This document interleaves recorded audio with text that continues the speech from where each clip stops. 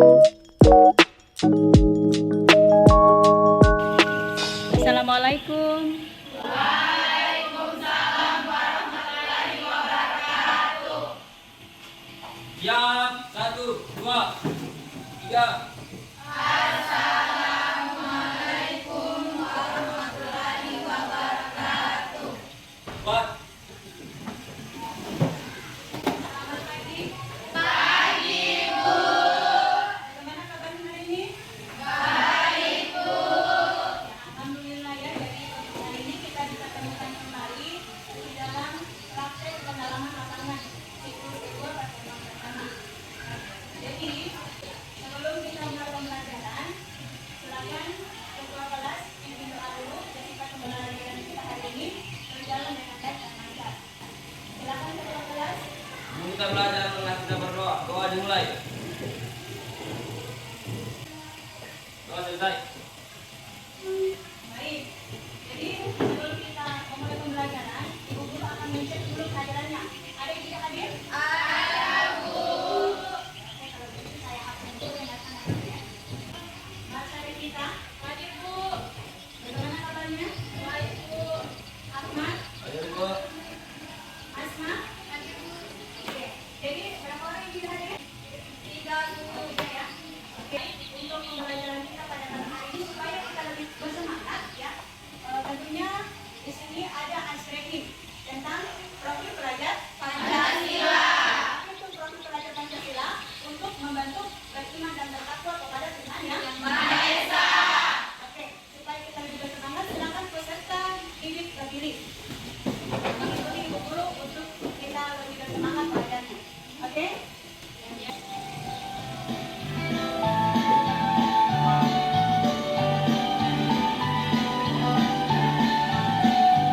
Belajar Pancasila, beriman dan bertakwa pada Tuhan Yang Esa, dan berakhlak mulia, berkebinekaan global, gotong royong mandiri, kreatif dan bernalar kritis. Belajar Pancasila, beriman dan bertakwa pada Tuhan Yang Esa, dan berakhlak mulia, berkebinekaan global, gotong royong mandiri, kreatif dan bernalar kritis. Oke. Jadi untuk kita memulai pembelajaran, tentunya kalian sudah mengetahui tentang pelajaran yang lalu ya. Tentang apa pelajaran yang lalu? Para materi sebelumnya? Tentang apa? Ya. Apa yang Anda ketahui tentang Undang-Undang Dasar tahun 1945? Silakan berdiri dirangkai ya. Undang-Undang Dasar tahun 1945 merupakan sebuah acuan dasar mengenai peraturan negara dan sebagai landasan hukum bagi negara kesatuan Republik Indonesia yang tertulis. Oke, bagus sekali. Jadi itu tentang Undang-Undang Dasar ya. Lalu berikutnya pertanyaan yang kedua ya. Bagaimana kira-kira menurut Anda di negara kita tidak ada undang-undang atau konstitusi? Ada yang bisa jawab? Saya Bu, Iya, oke, silakan. dampaknya adalah negara menjadi tidak teratur. Jika tidak ada konstitusi, penguasa dapat disepakati membuat peraturan demi pribadi, dan jika tidak ada hukum, bisa saja orang-orang melaksanakan hukum juga dan saling menjatuhkan. Oke, bagus sekali. Jadi, perlu kita ketahui bersama bahwa kalau misalnya di negara kita tidak ada undang-undang, yang tentunya itu akan terjadi kegagalan. Oke. Lalu pertanyaan terakhir buat kalian, ya.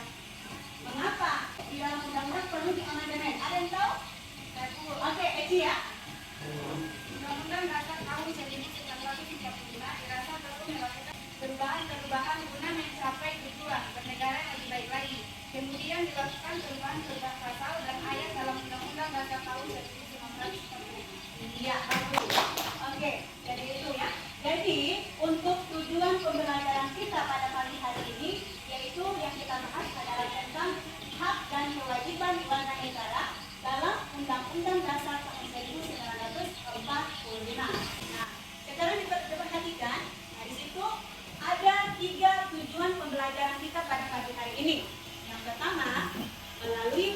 ajar dan poin-poin, peserta didik dapat menganalisis hak dan kewajiban warga negara dalam Undang-Undang Dasar Negara tahun 1945. Nah, itu tujuan pembelajaran pertama. Yang kedua, melalui bahan ajar, diskusi dan poin-poin, peserta didik dapat menjelaskan kemerdekaan pendapat sesuai nilai-nilai Pancasila dengan tepat. Ya. Berikutnya yang ketiga, melalui bahan ajar, peserta didik dapat menganalisis kasus pelanggaran hak dan pengingkaran kewajiban sebagaimana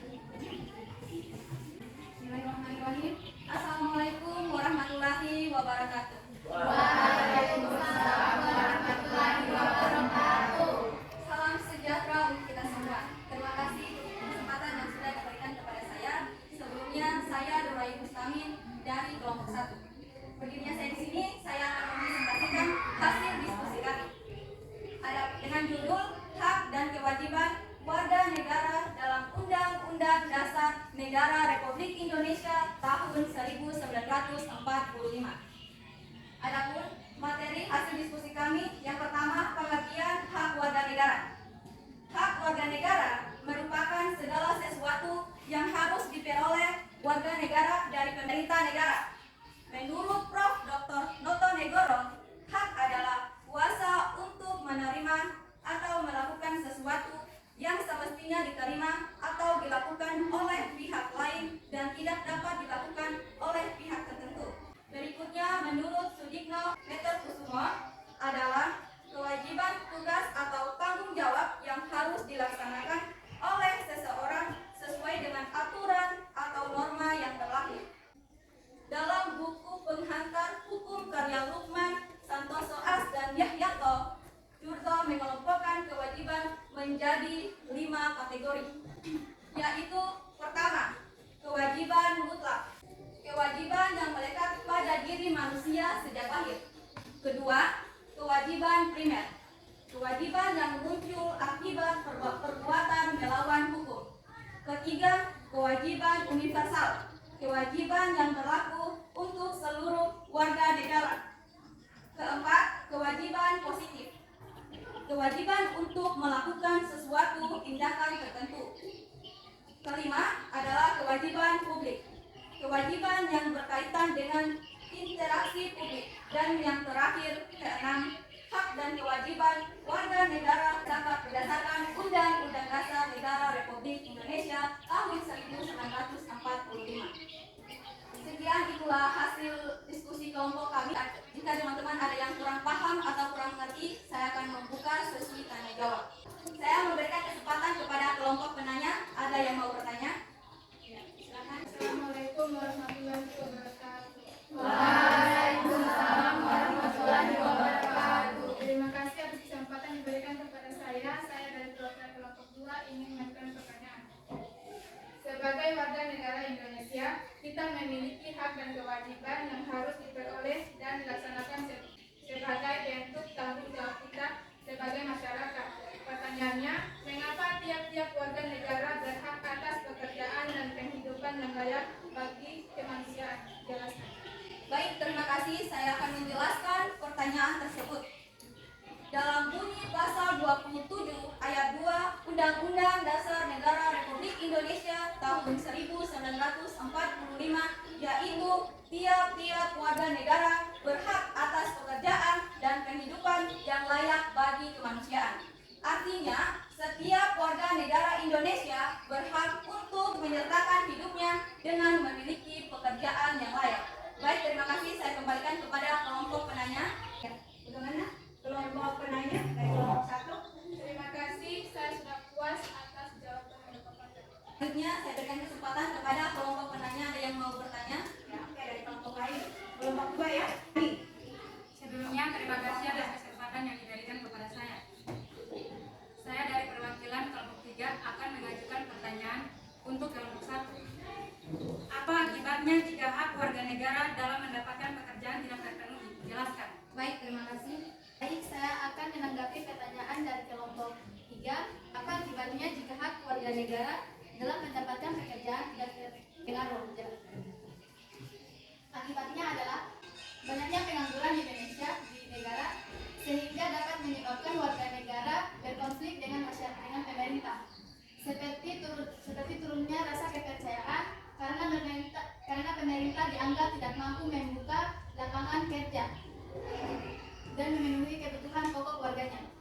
Baik, terima kasih. Saya kembalikan kepada kelompok penanya. Saya dapat menerima dengan baik jawaban Anda. Baik, terima kasih. Selanjutnya, saya memberikan lagi kesempatan kepada kelompok penanya. Ada yang mau bertanya? Oke, cukup ya, kelompok terakhir ya. Baik, terima kasih. Itulah hasil diskusi kelompok kami. Mohon maaf bila ada kesalahan. Jika ada kata, wabillahi taufiq wal hidayah. Wassalamualaikum warahmatullahi wabarakatuh. Ya, kita berikan apresiasi kepada kelompok kami ya. Oke, dari kelompok 2, siapa kira-kira yang mau presentasikan hasil diskusinya? Ya, oke, silakan. Asma ya.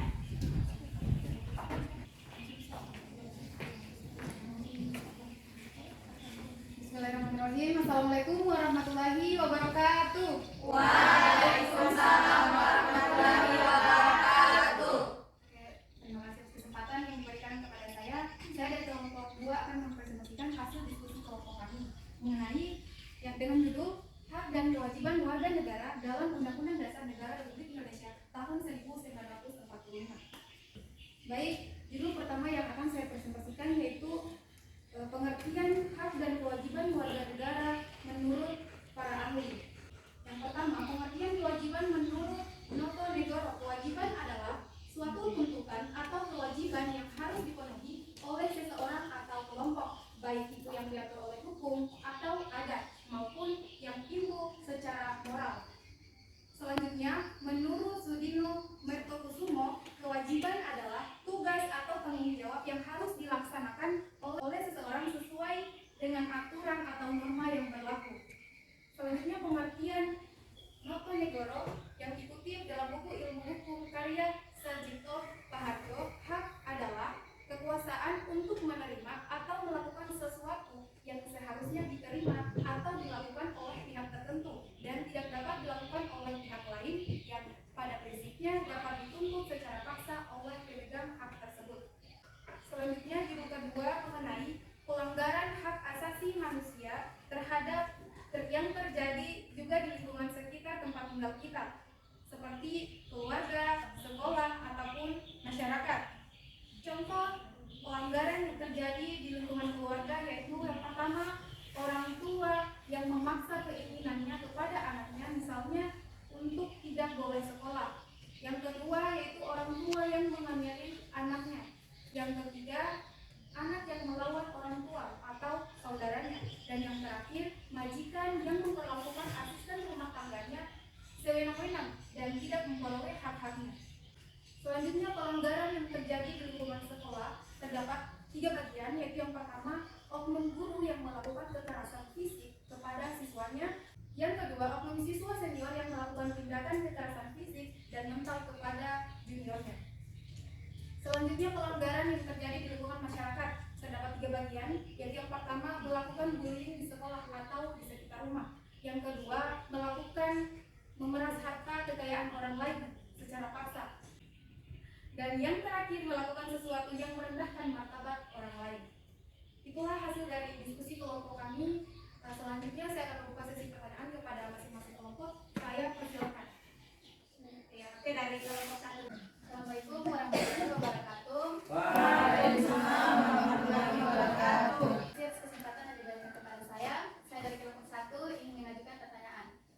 Apa yang dimiliki oleh manusia sejak lahir? Mohon jelaskan. Baik, terima kasih atas pertanyaannya. Saya akan menjawab, yaitu HAM atau hak asasi manusia adalah dasar yang melekat pada diri manusia yang sifatnya kodratif dan universal sebagai karunia Tuhan yang Maha Esa dan berfungsi untuk menjamin kelangsungan hidup, kemerdekaan, perkembangan manusia dan masyarakat yang tidak boleh diabaikan, dirampas atau diganggu-gugat oleh siapapun.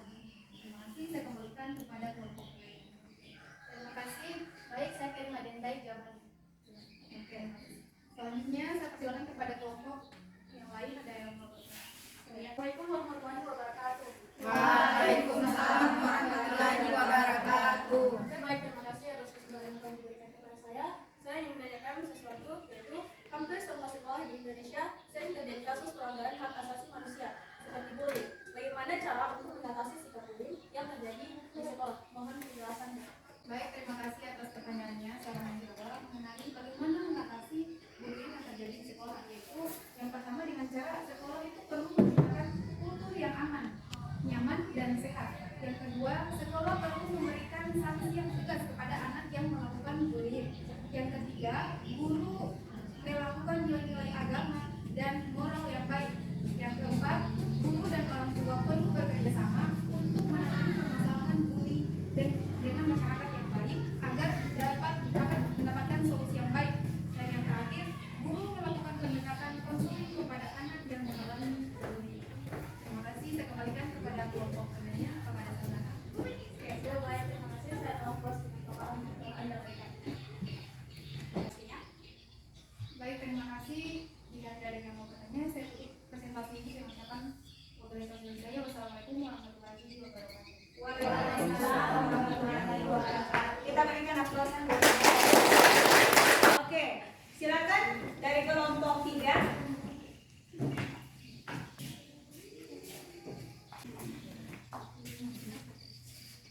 Assalamualaikum warahmatullahi wabarakatuh. Waalaikumsalam warahmatullahi wabarakatuh.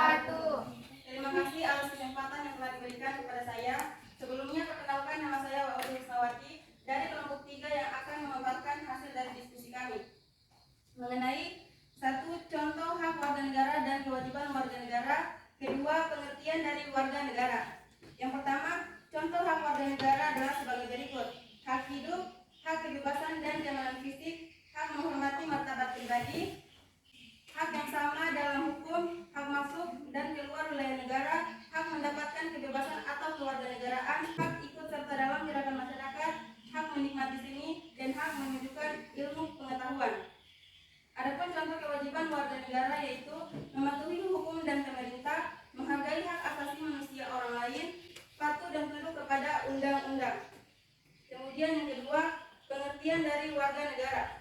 Warga negara adalah bagian dari penduduk yang membentuk suatu negara. Menurut AS Hikam, istilah warga negara merupakan anggota dari sebuah komunitas yang membentuk negara. Baik, sekian apa yang dapat saya paparkan. Saya persilakan kepada kelompok lain untuk mengajukan pertanyaan. Dari kelompok 2 ya. Oke, silakan berdiri dari kelompok 2. Assalamualaikum warahmatullahi wabarakatuh. Di sini saya dari kelompok 2 akan menanyakan bagaimana cara warga negara untuk ikut serta dalam upaya pembelaan negara. Jelaskan. Terima kasih atas pertanyaan yang telah Anda berikan. Berdasarkan hal tersebut, teratur dalam pasal 27 ayat 3 yang berbunyi, setiap warga negara berhak dan wajib ikut serta dalam upaya pembelaan negara. Contoh sikap bela negara antara lain mengikuti upacara bendera sebagai wujud kesadaran berbangsa dan bernegara, membayar pajak tepat waktu, menghindari golput ketika pemilu, dan menghindari konflik. Saya kembalikan kepada kelompok penanya. Silakan yang bertanya yang berdiri. Oke, terima kasih. Saya puas dengan jawaban yang telah Anda paparkan.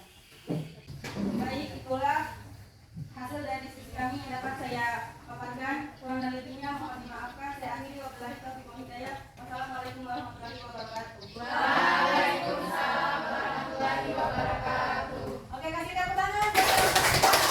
Oke, karena saya sudah tidak bersemangat, saya kasih tepuk semangat lagi ya. Tepuk semangat.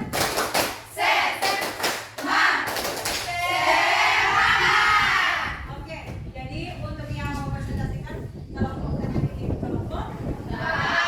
Oke, silakan kelompok depan ya.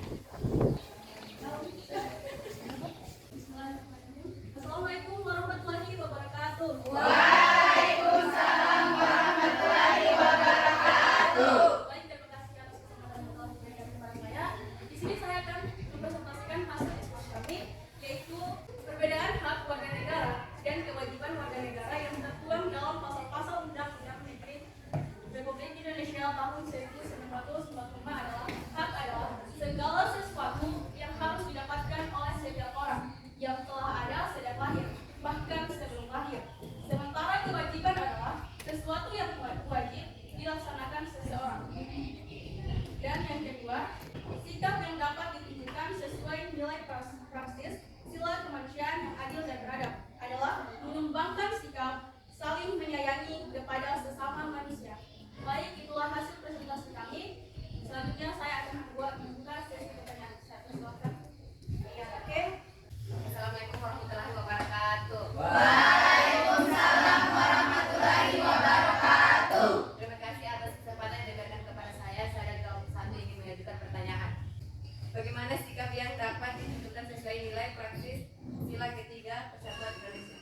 Oke, baik, terima kasih atas pertanyaan yang diajukan.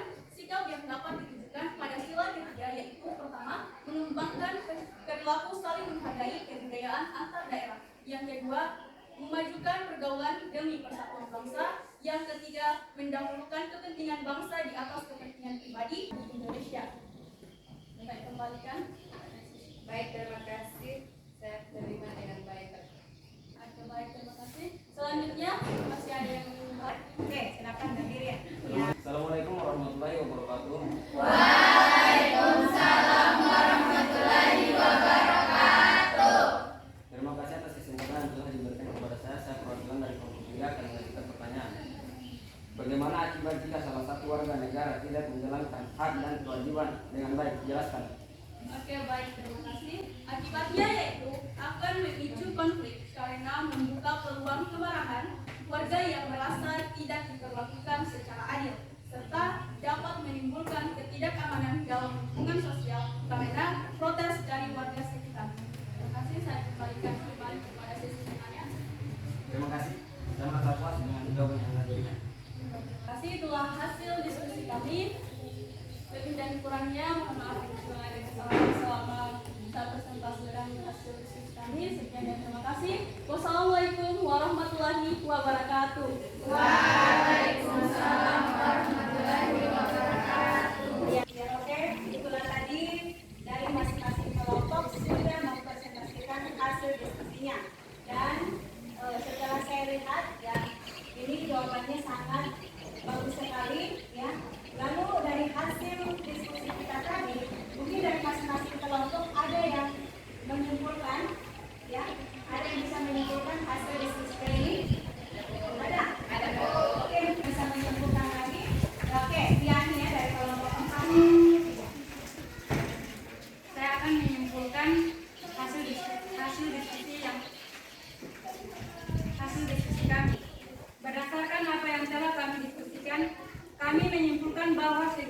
sesuatu yang berkaitan dengan hak dan kewajiban warga negara. Semuanya sudah diatur dalam pasal-pasal Undang-Undang Negara Republik Indonesia tahun 1945. Oke, jadi dari semua kesimpulan tadi saya menyimpulkan lagi tentang materi kita yang hasil diskusikan kita bahwa hak dan kewajiban warga negara itu merupakan dua-duanya saling memiliki hubungan, yaitu sebab akibat ya, karena hak itu adalah segala sesuatu yang harus diperoleh. Dikembalikan lagi kepada pribadinya tadi ya, gitu. Lanjut tentang kewajiban. Jadi kewajiban ini adalah segala sesuatu yang harus dilaksanakan. Ya, tentunya yang dilaksanakan ini bagaimana kita harus menjalankan tugas kita ya sebagai warga negara. Jadi demikianlah untuk pembelajaran kita pada siang hari ini. Saya tutup dengan ucapan bagi Taufiq wal Hidayah. Assalamualaikum warahmatullahi wabarakatuh. Waalaikumsalam warahmatullahi wabarakatuh. Siap. 1, 2, 3.